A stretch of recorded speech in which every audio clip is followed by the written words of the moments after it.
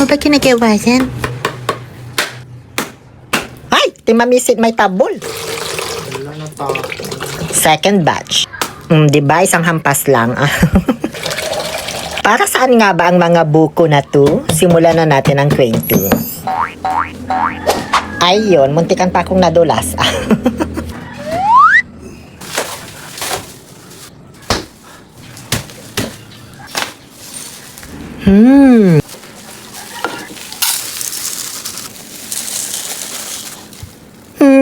Inaamoy ko kung mabango pa kasi kung hindi na siya magmumukhang pinipig or daraman.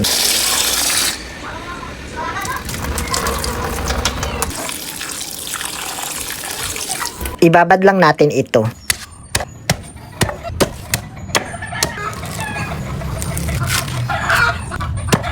Ikat ko na nga. Ba't ko pa kasi ito kailangang videohan pa?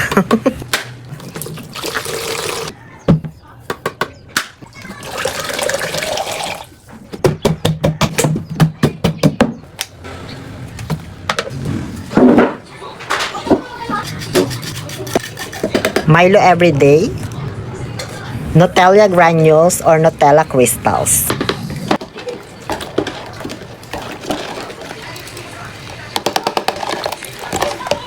Yellow na hindi kulay dilaw. Kinabahan ako, baka lumupo na naman. Ayan, sinasabi ko na. Ayoko na ngang magsalita.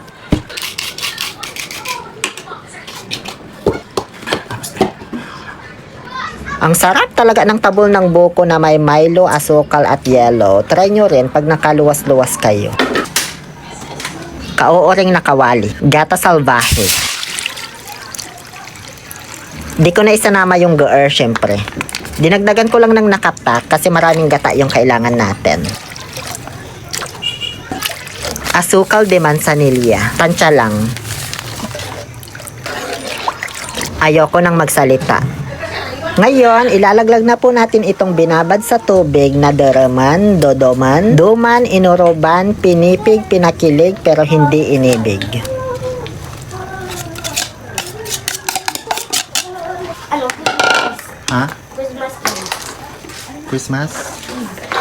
Christmas Eve. Christmas Eve? Kung ano naiintindihan, hindi ko sasabihin sa'yo. Kasi tawag ko.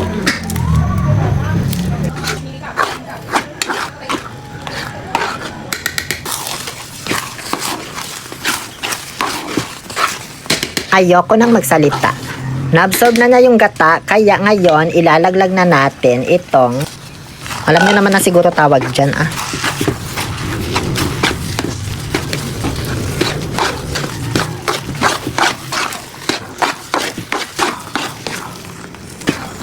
Ayoko nang magsalita. Ngayon gusto ko nang magsalita.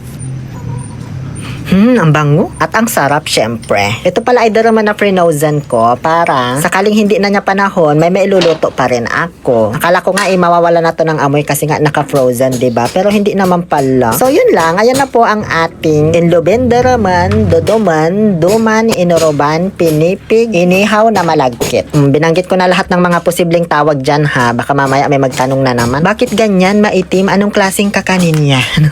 Yun lamang po. Please follow for more. Muli ito po ang inyong Happy Pill Oliver Castro na nagsasabing no to toxicity. Let's make people happy. Thank you po.